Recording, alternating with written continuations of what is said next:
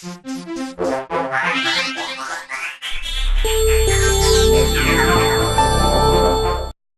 everyone out there. Once again, this is Frank. This is Leonard. And for our second video, we have Mr. Giancarlo Bianchi. Awesome. He is from Penderyn Distillery, and we're here to talk about 3 more whiskeys and some geeky information in between. So the first one we're drinking will be the Peated, correct? Yeah, on the left, yeah. I'm sorry, Peated. Second one is Sherrywood. Sherrywood, and third? Portwood. Portwood. All right. Excellent. So, let's start off with obviously with the peated one, and you could tell us a bit more geek information, which we just learned a little bit. So okay, so the peated one, like the next 2 whiskies we are going to try, they're all part of our gold range of whiskies, all bottled at 46% ABV. And what makes the selection of these 3 whiskies also quite exciting is the fact that each one is produced in a different way in terms of how we use the whiskey from different types of casks. So I'll tell you about that as we go along. Penderyn Peated is a whiskey that, as you can see, is very light in color, and that's one thing that is very also evident from looking at the other whiskies. You get a very strong color contrast in our whiskies. Oh, you do, yeah. And the one thing that people often talk about in the single malt whiskey industry is color. And the only thing, as you probably know, that you can add to a whiskey after you finish producing it is caramel color. Right. Many distilleries use that to either maintain a consistency of color from batch to batch. Many distilleries actually use that to simply make the whiskey much darker, because there are some parts of the world, some parts of Southeast Asia, in fact, in the world, that they actually equate a very dark color with a very good whiskey, very high quality whiskey. We don't do that. So that's why you see such a difference in color in our whiskies. What you see in the bottle is what comes out of the casks. Yeah. And also we do not chill filter. We do not take oily substances out of the whiskey as you cool it down just before bottling. So, as I was saying, all you see is what comes out of the cask. Penderyn Peated is very light because most of its life, its maturation, has been in ex-bourbon cask. Some would have been second fills at our distillery. Okay. And at that stage, you tend to give a limited amount of color. And the other reason is that as a finished whiskey, and this is where the interesting thing lies with the Penderyn Peated, we do not use peated malt in the production.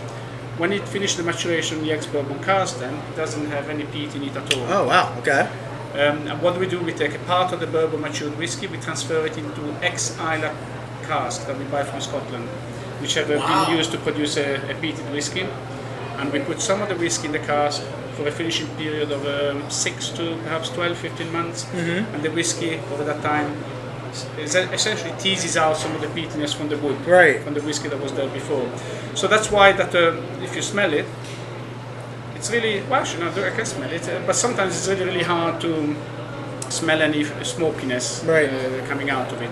But if you warmed up in your hand a little while, especially if you covered it, you might get a little bit of smokiness, but it's subtle, gentle. And again, the rationale behind that is that we want to create something balanced, not too aggressive. And I know there are people out there that love peated whiskies. Unless it blows your head off, they're not happy. This is not one of those. This is actually a whiskey that we find people that don't enjoy peated whiskies, we get them to try a little bit and they say, actually, so I could drink a bit of this. My girlfriend, who is not a big fan of peat, may like this. She might. Okay. So let's have a little taste and see. On the nose, you agree it's fairly light, Yes, very light. Light on the smoke, but it's really nice. And compared to the other ones we've tried so far, it has a really nice pear note. So this one has a much more crisp fruit note, I think. Right? Yeah. Wow. Go ahead and have a sip and see what we make of. This is hopefully you'll tell me why it's quite interesting. There is a reason why I love this whiskey, and see what if you agree. Oh, just a hint of peat. Just a hint of peat with a bit of the brine, that salty brine. And you can tell it's Islay peat. This isn't the sweet peat. Or like it's not the northern Highlands peat. This is not the chimney smoke. I could tell you what distillery it comes from, but because we're taking a video, I can't tell you. But I'll tell you once the camera is on. There you go. What does it rhyme with? Pardon? What does it rhyme with? I haven't had enough of these for you to be able to trick me. So, but what I like with this one is that usually it's quite hard to pick up on the nose the smokiness. Yeah. But then when you drink it, it catches you out a little bit because it's a bit richer on the smokiness. Yeah. Still very light, but richer than it is on the nose. But and one thing that's quite unusual, we're tasting it now as the third whiskey of the presentation, if you want. And I'm not worried about that because I know that we have a sip of water, the sweetness will go pretty quickly. Yeah. It's not like drinking a very heavy Isla whiskey and that's all you can taste then for the next hour or two. Yeah. So it's again, it's the same philosophy. Make it accessible, make it well balanced. Right. And I don't know if you're pushed for time here, but I could tell you that originally the reason why the peated whiskey exists. We have a little bit of time. Yeah, it's completely an accident. Essentially, when the distillery first started producing back in 2000, a couple of containers of casks were bought from via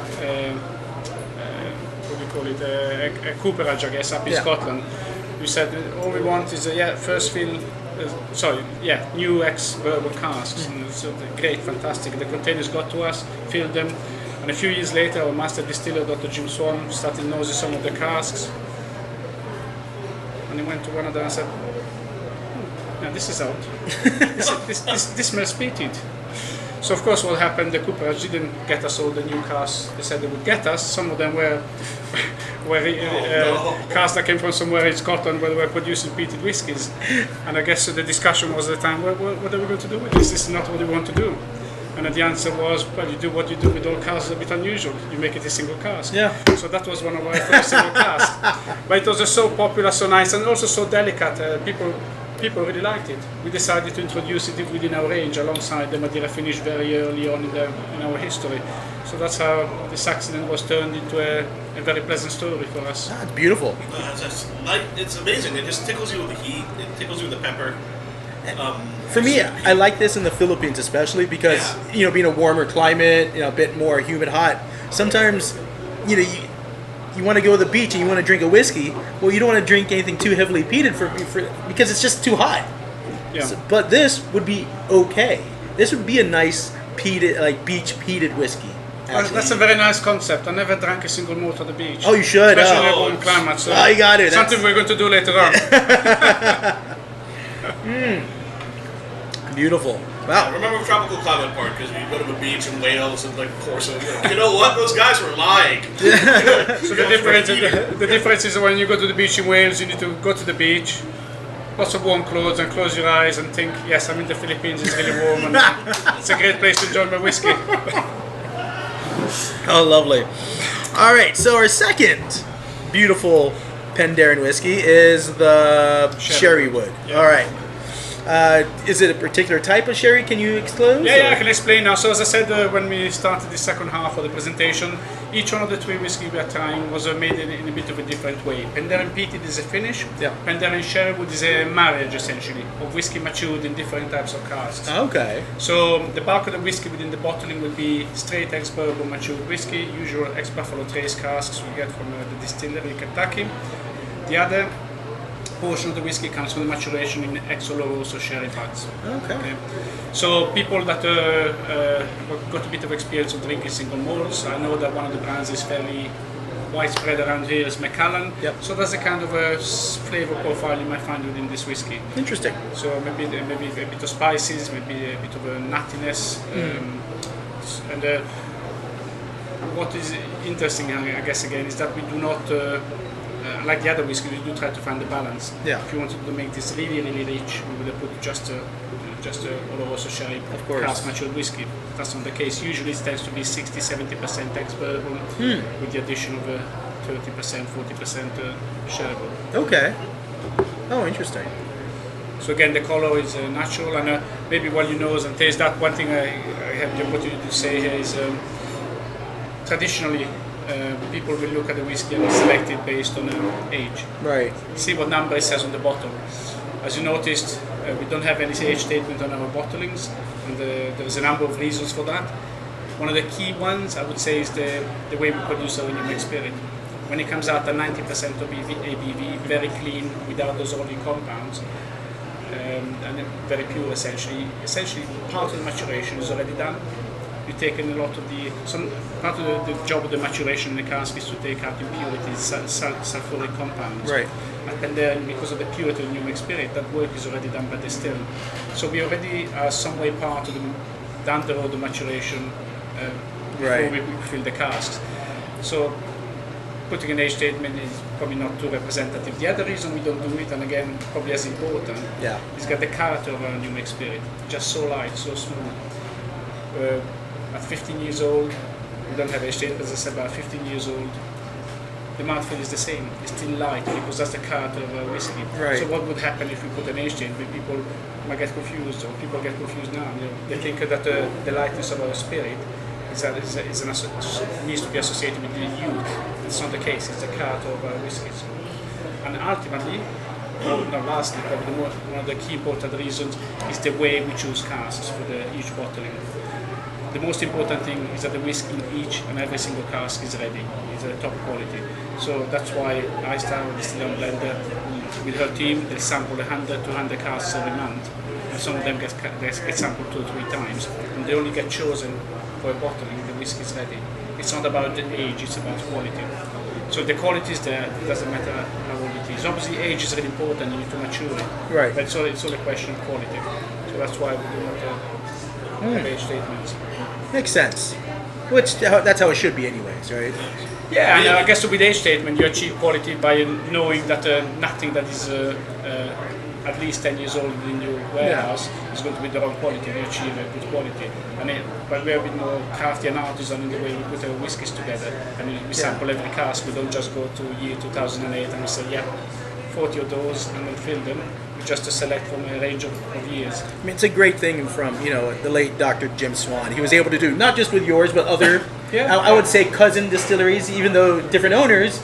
It's all still related to Dr. Jim Swan. He's been able to do something really well all across the world. Yes, absolutely. Yeah. And a lot of those cousin distilleries, they also don't use age statements. That's right. It shows you it's not about the age.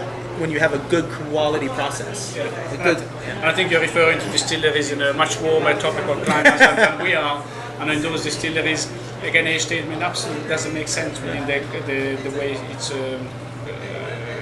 understood, I guess, traditionally within the single malt industry, because in a warm tropical climate you achieve a rate of maturation which is 4 times faster than what it is, or maybe more. I think that one warmer distiller, I think their max is about 5.5 years on their aging.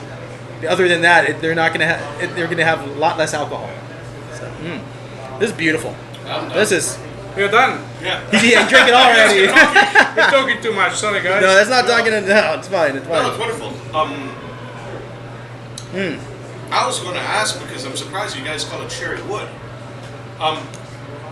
This is really from a sherry cask, isn't it? I mean, there's some producers that make their own sherry to just kind of throw out and season stuff with. Oh, right, okay. No. That's not the way it works. The casks will have matured. Maybe we should call it something else. The cask will have matured Oloroso sherry in Jerez in Spain. And they get emptied and they come over to us. So it's not just adding a bit of a flavor when we're ready to bottle it. So it's a proper. I can tell this is really well executed. What does that brand? We won't say the brand name. No. But what do they say? It's sherry seasoned. Sherry, sherry seasoned casks. So they season it with sherry, but they don't actually get the sherry from Jerez. They make the casks. They get the casks. Put it in sherry. Leave 2 years. Not throw it out. But you see the turn it into vinegar. Sherry, the sherry isn't used for drinking sherry. It's turned into sherry. Yeah. So that's what I was saying. This tastes like. So you're not getting that good quality sherry, right? I mean, this thing, you guys are getting great quality sherry from Jerez versus we're gonna contract out someone to make sherry that's just palatable enough. Yeah, I guess you need to be very careful the way you choose your casks, and sherry is probably a great example. The sherry wine industry has been destocking for many years. Just the sales of sherry are not what they used to be. So what is happening? Many of the producers are selling what they have. They got lots of nice old casks. Right. Instead of just throwing them away, they fill them with water. put some sulfur in there to make sure that there is no bacterial infection in the cask. But the problem with that, if once you empty it and you buy it, the cask will be sulfury. Right. So that's the kind of thing we are very careful not to be buying casks that are sulfury. So you need to be very careful where you get your cask from. Right. Know your supplier and make sure that you don't have a cask that ruins all your hard work in the distillery. Yeah, which or we mentioned Jim Murray. You know, that's one of his biggest things is like when he can totally tell right away, you know, which company has done that with their wood, with the sherry. It's like, oh, it just, it smells like rotten eggs. It's disgusting. Yeah. And there's one particular whiskey that you totally tell that on their first iteration of their particular bottling, and it was disgusting. We only tried the second and third iteration, and it tasted great. But the first time it was one of our first podcasts. Like, we love this. What happened? This is disgusting. Then it was, they were using, like, I think the sulfur candle in that one. Yeah, they used an old bottling, so obviously we went back in time. Yeah, but you need to be very careful, and anyone can get caught out. Occasionally we have some casks that are not exactly what we would have liked, and they just deal with that whiskey. You just don't use it. Keep on maturing it. You can use de-char, re-char casks, which are casks with a new charred layer on the inside, and those will help you to clean up the whiskey. But obviously, you'll end up staying in your warehouse for much longer. So you just need to be careful what you bottle and what you don't bottle. And that happens a bit? Oh, not very much. A few casks. But, that's not in so our bad. case, but you just have to deal with it. Nice. All right, let's move on to our third and final whiskey of the five. So the final one is again bottle of 46% ABV, part of gold range, Penderyn Portwood. And as I mentioned now twice already, this is a different method of putting whiskey matured in different casks together. The first one was a finish. The second one was a marriage, vatting of different maturations. Still single malt whiskies, obviously, because the word vatting obviously is confused with blending, which is not the case. And the third one is a double maturation. So in this whiskey, about half the time was the maturation was in ex-bourbon cask from Buffalo Trace Distillery, and as you can see, that's the common trait with all our whiskies. Yeah. But then the other half of the time was spent in ex-ruby port cask. Oh, okay. So again, Portugal is an important source of origin for a cask. So ruby port, for those of you, I guess, or listeners are not familiar with, you get two types. Generally speaking, you have two types of port wine. There are many more, but the two principal ones.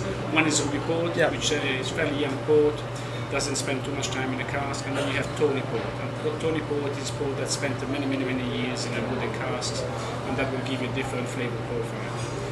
So if you maybe go ahead and have a look at the nose of this one, Yeah. So this is the reason why this is the last one in the tasting is that it tends to be a little bit more intense, I guess, especially on the palate. Yeah, I love that raisins and. Any dark chocolate or something like that, or is that more on the palate? No, not so much on the nose. Not for me, anyways. I get cocoa powder, but not chocolate. A little bit of nuts. It's very port-like, and it's a very port-like nose. I'm surprised how dry it is. So that's you put your finger exactly on the thing that is very distinctive. Obviously, apart from the flavor profile, the fact that this whiskey spent so long in a port cask, and the port one will fill the wood with the tannins. The tannins are transferred to the whiskey through the long period of maturation, and the tannins make your palate much drier. This is a sharp contrast to the rest of the whiskey we tried so far. The finish, the mouthfeel is much drier than the others. I'm surprised how supple it is. Usually port whiskeys have a little bit of pepper. There is a bit of that pepper there. There's a touch. What you find we've got some tawny port casks in our warehouse. We bought it in a single cask. And those again more the pepperiness. It's just the distinction between the ruby and the tawny port cask, which modulates, if you want, that characteristic of the flavor profile. For me, if the tawny port would be black pepper, there's more of a white pepper. Yeah. It's a bit more subtle, a bit more, maybe even a green pepper, right? It's nice in the way it allows the other flavors to shine. Yeah. Because usually you use a tawny, when I've tried other port finishes, it's black pepper that pushes kind of to wake up your taste buds. This one's a lot more supple about it. That is nice, though. Wow. Beautiful finish, too. So, but essentially what we've done now through this discussion with Yeah. you guys is we've probably gone to a progression in terms of the richness on the palate. Yeah, for sure. Probably very easy drinking and quite sweet with the Penderyn wheat when we started, and Yep. the house style also quite sweet but with more richness in terms of the fruits. And then we finish off with the port, which is does leave you with a bit more of a dry mouth. I had to drink water. Exactly. But oh wow, I gotta ask you before we end. Out of the 5, if you had to choose one, I know. You're not going to ask me that question. You gotta always choose one.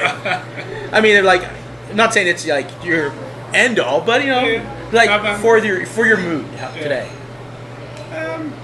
I must say, because of the time of the day, it's probably quite early in the day to drink whiskey. Yeah. I guess Well. in my life anyway, unless we're doing a tasting at the distillery, I probably would say at this stage Penderyn Meat, because it was just so easy to drink. Yes. Many other occasions I do really enjoy the Sherrywood. Sherry is nice. Because I do find the balance there is probably one of the best balances within our portfolio.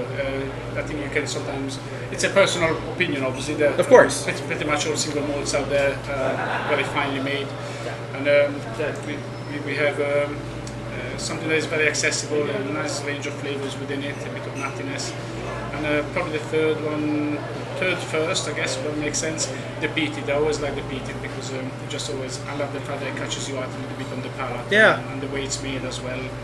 I find it quite elegant for a peated whiskey. It's a bit different, right? It's not what you expect, not what you're waiting for when it comes to a peated whiskey. It kind of comes, baseball term, from left field, out of nowhere. Like, this is nice. What was your favorite, Frank? So actually, the key thing for me is that you liked at least one. Okay. Yeah, for sure. I don't know. I like this Madeira. The second one we tried, the Madeira cask. That was my favorite of the tasting. It just has that nice fruitiness that right now I kind of want from my whiskey. I tend to be more of the lighter, more fruitier flavors, red fruits. Normally I would say sherry, but that would be my second. This is my first, the Madeira. How about you, Leonard? Peated. Peated. Sure. Oh wow! I really like the way that balanced out. It was eye-opening the way that you could the peat enhance the other flavors in there. Yeah, took a back seat in a way, rather than kind of dominate. Although I have to give a strong second place of a sherry cask. That was the Bret Hart. It has excellent. That's The wrestler. No, that is the excellence of execution. Frank and I have tried a lot of sherry casks. Yeah, we have. That's why. That was really well done. It's nothing new in terms of flavors, but the way it's structured, it's like an amazing steak. And like you said, it's all well balanced. Yeah, balance is probably the key. The sort of what goes through the DNA of our whiskies. Try to find the balance there, and that's what we try to do.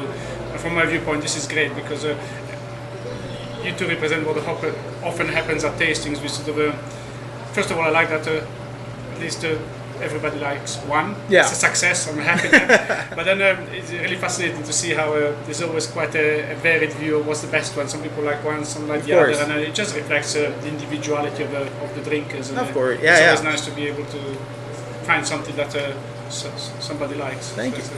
Well, thank you for taking the time. No, pleasure, guys. I know during Whiskey Live you're here. We were actually busy working the Bruichladdich booth. That's why we weren't able to come over, and say hi. But thank you for doing this with us, and hopefully we'll, besides obviously tonight, hopefully we'll see you back in the Philippines. Yeah, for sure.